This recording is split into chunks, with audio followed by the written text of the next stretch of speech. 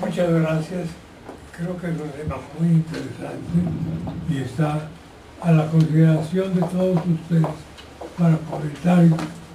Yo, el primer comentario que hago es que me parece que es un tema que muy claramente ha expuesto Enrique Burman. Doctor Enrique Rivera. Bueno, primero felicitar a mi tocayo, excelente presentación, y hacer un comentario y una aclaración. Ojalá y la mortalidad en México por ruptura hepática fuera del 10%, esas cifras son de países desarrollados. De hecho, es un consenso que el grado de desarrollo de un país se ve muy directamente reflejado con el índice de mortalidad materna. Desgraciadamente en México no es del 10%, es mucho más alto, es más allá del 50%, dependiendo donde se analice, porque por ejemplo en el Hospital General, donde yo estoy, tenemos aquí un exdirector del hospital, llegan muchos casos donde las han bateado de todos lugares, en las últimas, y llegan y no hay manera de hacerles nada. El problema es que, comentaba el doctor Wolper, que no siempre se llega a la ruptura hepática, a la ruptura hepática franca con un sangrado intraabdominal no, pero había una cosa que nosotros llamamos hace muchos años inminencia de eclampsia, que era una ruptura hepática muy pequeña con un hematoma subcapsular del hígado que les da un dolor pavoroso, y eso hacíamos el diagnóstico de inminencia de eclampsia, y la mortalidad era altísima ese entonces, cerca del 90%, como comentabas precisamente. Entonces, pues ojalá y fuera en México así, pero creo que desgraciadamente es un poco más alta la tasa de mortalidad cuando hay una inminencia de eclampsia o una ruptura hepática. ¿Por qué? Porque el control prenatal desgraciadamente no se lleva a cabo como se debe. Esta enfermedad es completamente prevenible con un adecuado control prenatal. En medios rurales es prácticamente imposible llevar a cabo eso. En medios citadinos y en medicina privada, quizás sí lo detectamos muy a tiempo. Y ahí viene el otro concepto de lo que comentabas. Sí, yo considero, de hecho, y lo hago así rutinariamente, como pruebas de atención prenatal, como parte del estatus prenatal, no solamente la detección de anticuerpos para ver si hay una hepatitis subclínica, sino incluso el perfil TORCH. Lo que pasa es que en la NOM no está considerado así. O sea, lo hace más bien el obstetra o el ginecobstetra por experiencia propia y como para protección, tanto de la paciente como actualmente de las demandas. Yo tuve alguna demanda por una paciente que incluso con un perfil TORCH no se detectó una rubiola durante el primer trimestre, y el bebé desgraciadamente nació con problemas de ceguera y lo atribuían a una mala atención prenatal, y sin embargo la paciente tenía un perfil TORCH con anticuerpos antirrubiola negativos, tanto IgG como IgM. Entonces ese era el comentario, y otra vez muchas felicidades, sumamente interesante. A mí lo que me llama la atención nada más es el dilema ético, ¿no? Si se debe de embarazar o no se debe de embarazar una señora que tenga ya problemas. Entonces creo que de primera instancia cualquier persona o médico que tenga una paciente con algún tipo de patopatía crónica o en riesgo, debería de pedirle que tuviera una interconsulta previa al embarazo con un hepatólogo y con un reumatólogo, de tal manera de que pudieran prever y decidir si vale la pena correr el riesgo o no correr el riesgo de un embarazo. Entonces creo que ahí las interconsultas no se suelen dar tan fácilmente antes de, y creo que todos estaríamos obligados a que si tuviéramos pacientes jóvenes con enfermedades, pedir las interconsultas previas. Efectivamente, el diagnóstico oportuno de todos esos padecimientos han ido un poquito a la baja, porque el abuso de los anticonceptivos en las épocas pasadas tenían un gran impacto sobre este tipo de problemas. En relación a lo que tú mencionas de la famosa colestasis, nada más te ampliaría tu presentación de que hemos visto casos con colangitis aguda graves, secundaria a coledopolitiasis o problemas del esfínter de Oddi, en que el diagnóstico diferencial entre lo que tú mencionaste y una ictericia obstructiva posthepática en este tipo de mujeres es un problema muy grave con una gran mortalidad.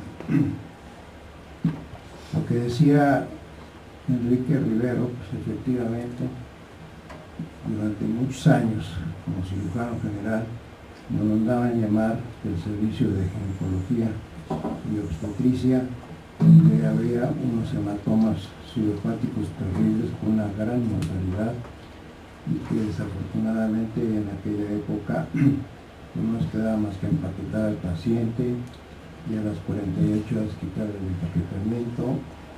Y ahora actualmente, ya con la tecnología moderna de la cirugía, hemos podido manejar ese tipo de problemas, porque ya tenemos tanto fisiológicamente como patológicamente áreas en donde podemos actuar haciendo estudios más precisos, sobre todo cuando ya tenemos la forma de hacerlo a través del quirófano. Por otro lado, sí, lo que tú acabas de mencionar, yo creo que sí es un punto de atención rojo en la atención médica, de que debemos tener en cuenta lo que tú acabas de mencionar y sobre todo prevalecer que el diagnóstico y sobre todo el manejo de este tipo de pacientes, que lo hace el ginecólogo o el obstetra, y el manejo antes del embarazo, yo creo que debe tomar en cuenta este tipo de situaciones. Sí, efectivamente tienes mucha razón, porque podemos evitarla, pero desafortunadamente no tenemos el medicamento para la vacuna de la hepatitis B. Y sobre todo, lo más importante que tú acabas de mencionar es el uso de las inmunoglobulinas, que son muy difíciles de conseguir. Si no se pueden conseguir la quimioterapia para los niños, pues menos vamos a poder llevar a cabo este tipo de problemas, ¿no? Sin embargo, yo creo que es muy importante que hayas tú mencionado todas estas situaciones, sobre todo el manejo de la hepatitis C. Ustedes han visto ahora que la mayor parte de los jugadores, sobre todo ahora que vemos el fútbol femenil, las mujeres tienen tatuado todo, los brazos, el cuello, bueno, todo lo que ustedes imaginan, ¿no? Y esa hepatitis C, sí, efectivamente, a pesar de todos los cuidados, sigue siendo muy latente, y si no se hace el diagnóstico oportuno, como tú lo mencionaste, va a progresar y va a terminar en cirrosis o en cáncer. Bueno, una gran felicitación a Enrique por su presentación, muy didáctica. Debo reconocer también que aprendí temas que o alguna vez oí o nunca supe en relación a la complicación del embarazo. Me reflexiono un poquito más hacia la mortalidad materna como problema de salud pública, porque siendo tan de baja prevalencia algunas de las complicaciones que mencionan, es explicable, no justificable, es explicable que escapen al ojo clínico incluido del obstetra, porque teniendo en México todavía tasas de 30 o 40 de funciones maternas por 1000 nacidas vivos, pues todos los problemas de salud pública están enfocados a las causas principales de mortalidad, eclampsia, sangrado e infección. Entonces, todas las campañas que uno puede ver, inclusive públicas, para disminuir la mortalidad materna, pues van enfocadas a tres principales causas. Dice, atención a esto, y hay programas en diferentes instituciones sobre focos rojos, alerta, derivar a todas las mujeres con problemas de alto riesgo a hospitales, pero cuando hay un problema de baja prevalencia, pues se va entre este universo de muertes, ¿no? Y no digo que no deba conocer, sino creo que debe empezar un proceso educativo en quienes van, del médico general, el médico familiar y el obstetra, que el médico general es el que ve inicialmente a todas las pacientes embarazadas, ¿no? Entonces, para que también tenga información sobre datos de alarma que busquen estas complicaciones de baja prevalencia. Y no lo he visto en las campañas públicas de disminución de la mortalidad materna. Entonces, estoy seguro que a medida que bajemos la mortalidad materna como país, van a empezar a hacerse más evidentes y tener un enfoque mayor sobre complicaciones de menor prevalencia, en donde habrá que estar más acuciosos con el diagnóstico y con una sensibilidad clínica más orientada a las causas poco frecuentes.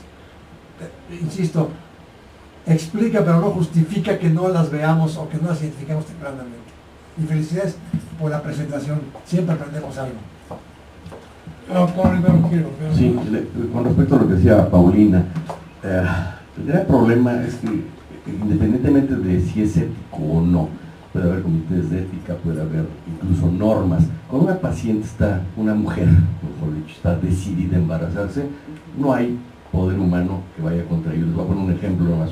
Doctora, sin pareja, ya con un hijo, con 3 cirugías hechas por mí, por teratomas quísticos, ovarios, sin ovarios. Bueno, quería fuerte, le dije, ¿por qué no adoptas? Bueno, insistió tanto, se hizo 4 fertilizaciones in vitro, de las cuales la última funcionó, tuvo un embarazo heterotópico, que esto es un embarazo gemelar, en el cual uno está intrauterino y otro está extrauterino.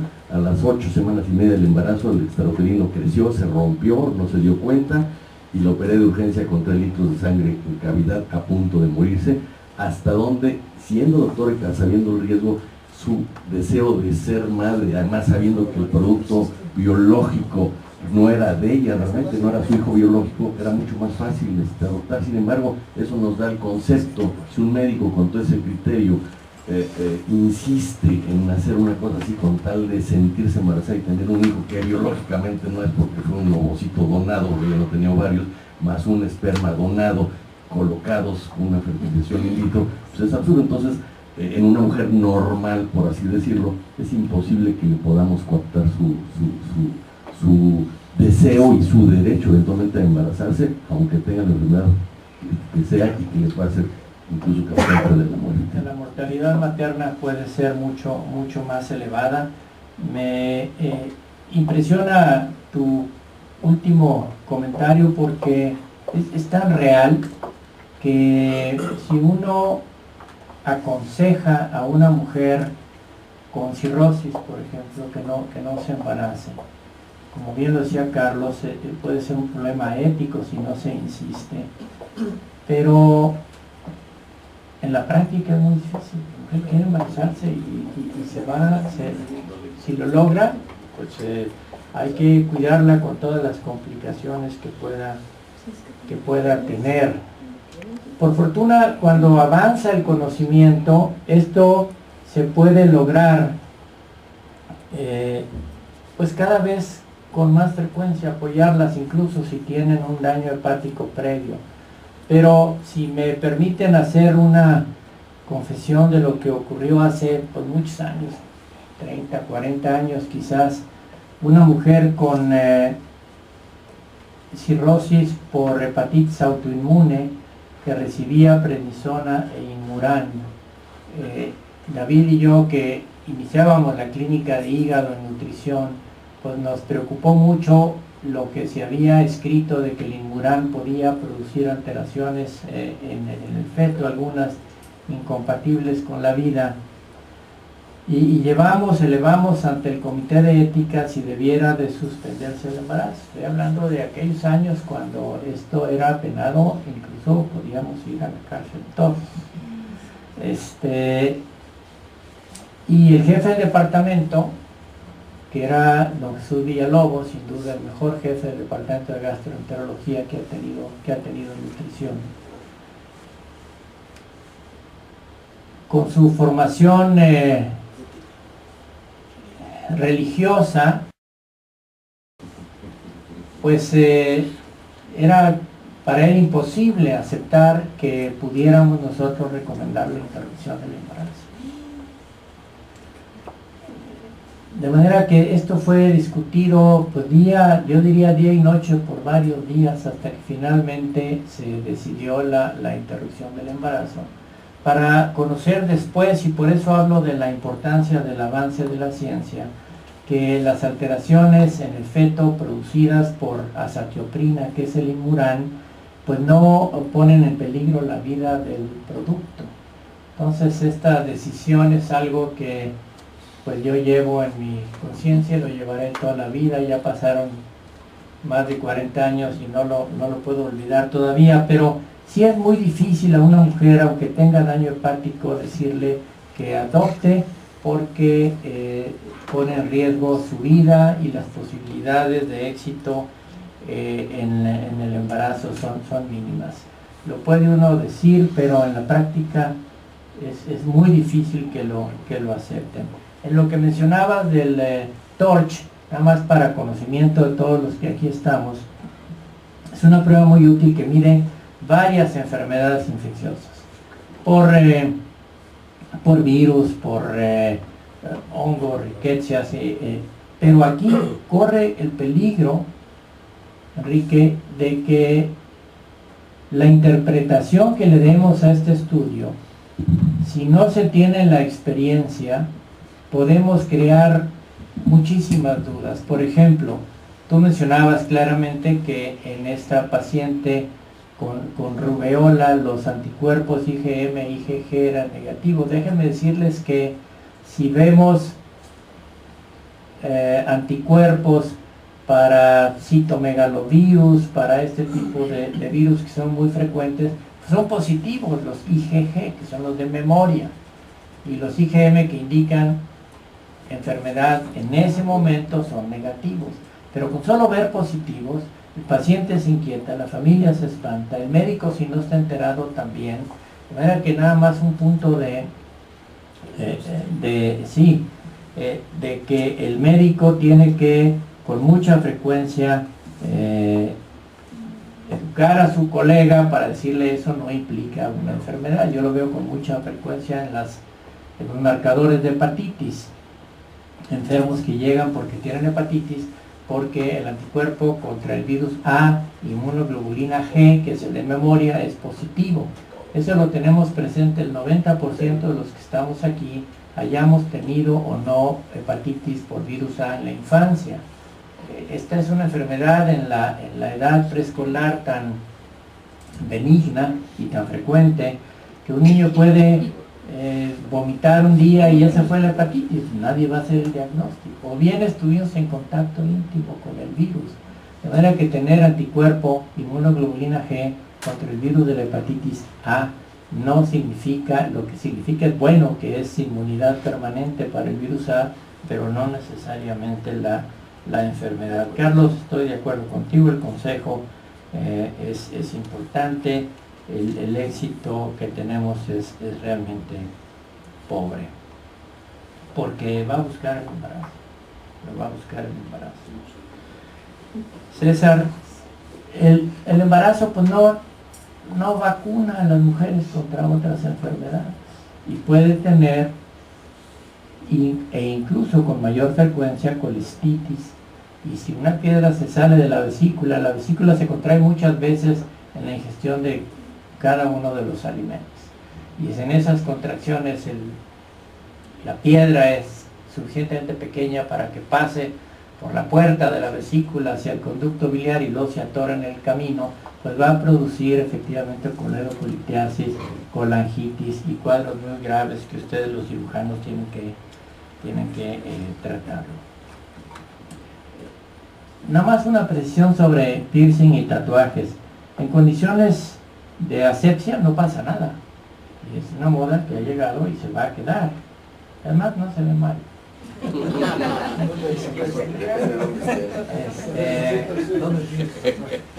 muchas gracias. Pero Ha sido muy interesante la presentación.